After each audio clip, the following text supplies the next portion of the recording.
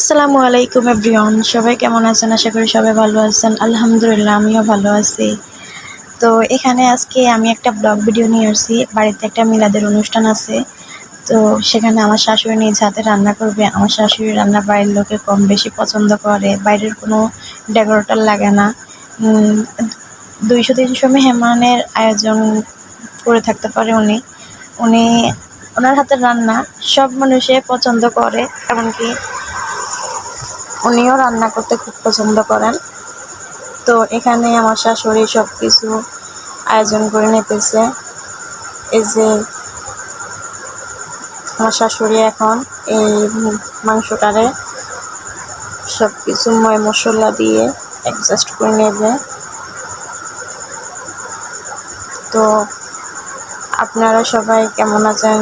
কে কোন জেলা থেকে আমার ভিডিওটা দেখতেছেন? সবাই আমার ভিডিওটা দেখে যদি ভালো লাগে আমার ভিডিওতে লাইক কমেন্ট করে ফলো দিয়ে শেয়ার করে দেবেন। আশা করি সবাই আমার পাশে থাকবেন, ইনশাআল্লাহ আমিও আপনাদের পাশে থাকবো। এই যে এখানে আমার শাশুড়ি এখন তেল মশলা মানে পেঁয়াজ, কাঁচামরিচ, টমেটো, রসুন বাটা, আদা বাটা, জিরা বাটা, তেল হইতে সব কিছু দিয়ে ম্যারিনেট করে নেবে। তো আমার ভিডিওটা আসলে আমি সত্যি করে বলতে কি আমি তেমন একটা কথা বলতে পারি না। তো যদি কোনো জায়গায় আমার কথা ভুল হয় আমাদের ক্ষমার দৃষ্টিতে দেখবেন। আমি জানি আমি অতটা চালু হইনি কথার দিক দিয়ে, ভিডিওর দিক দিয়ে আমি অত একটা এডিট করতে পারি না।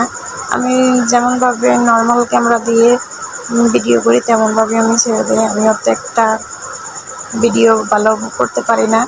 তো তারপর আমি চেষ্টা করি আমার পক্ষ থেকে, আমি যতভাবে চেষ্টা করি আমি ভালো করার জন্য। ভালো করতে পারলে তো আমি কন্টেন্ট মনিটাইজেশন পাবো নাকি। এই কারণে আমার ভিডিওটার মধ্যে কথাবার্তা বা ভিডিওর মধ্যে কোনো কাজে যদি ভুল হয় আপনারা আমাদের ক্ষমার দৃষ্টিতে দেখবেন। আমার নিয়ে খারাপ কিছু মাইন্ড নেবেন না।